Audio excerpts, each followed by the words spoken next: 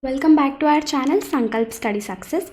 Today in this lecture we are going to see about applications of normal distribution. So the first one is a wide range of continuous random variables follow a normal probability distribution. Generally continuous random variables will follow normal probability distribution, and continuous random variable will accept or it will take any value between -infinity to +infinity. See here, continuous random variable is a variable that can take any value in a given interval, that is -infinity to +infinity. It can take any value which is lying in between -infinity to +infinity. If you are giving an interval of 3,6, open interval of 3,6, then it will take any value between 3,6. And if you are giving 2,5, it will take any value. So like that, if you give any interval, or if it is of interval -infinity to +infinity, it will take any value in between that interval. So, and the third point is normal distribution. It is a bell-shaped and symmetrical with location parameters mu and variance parameter sigma. See here, mu is the location parameter and sigma is the variation parameter. So these two are the parameters. So we are having x is similar to n of mu comma sigma.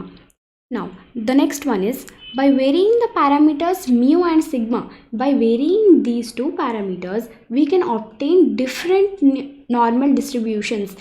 Based on how can we obtain normal distributions? It is according to the probability density function f of x.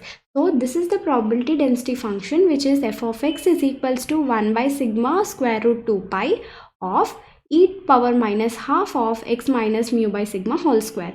So this is the probability density function f of x, which we have already studied in our previous lecture. If you have watched it, then you might gone through f of x in the previous lecture. So based upon this, you will obtain different normal distributions. Now coming to the next one, normal distribution can be transformed into standardized normal distribution Z. What is standardized normal distribution Z? That is x minus mu by sigma. This is the standard normal distribution with zero mean and unit variance. Here you will take mu as 0 and variance as 1. So unit mean and variance is sigma square. It is not sigma. Sigma is standard deviation. So standardized normal by using this standardized normal distribution with zero mean and unit variance. So let us see some more applications. The problem of finding the area under the curve within a certain interval of variable x is transformed into finding the area under the curve of standard units z. So this is one of the application, and the next one is, here we are using in the Excel also.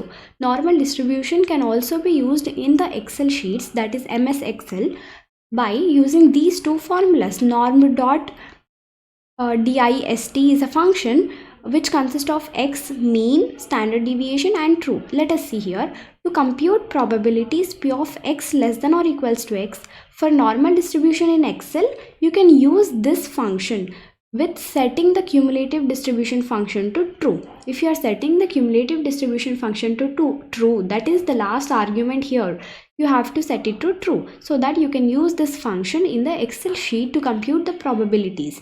And also to compute the probabilities z less than or equals to z, then standardized normal distribution in Excel you can use. If you have to compute these values p of z less than or equal to z, then you can compute these values norm.s.dist. Okay, because it is a standardized normal distribution. This is not the standardized one, this is normal distribution. So here also you have to set the cumulative distribution function to true. Okay, here the last argument you have to set it to true, so that you can compute the normal distribution values in MS Excel by using these two functions. So these are some of the applications which we have for normal distribution. Thank you for watching the video.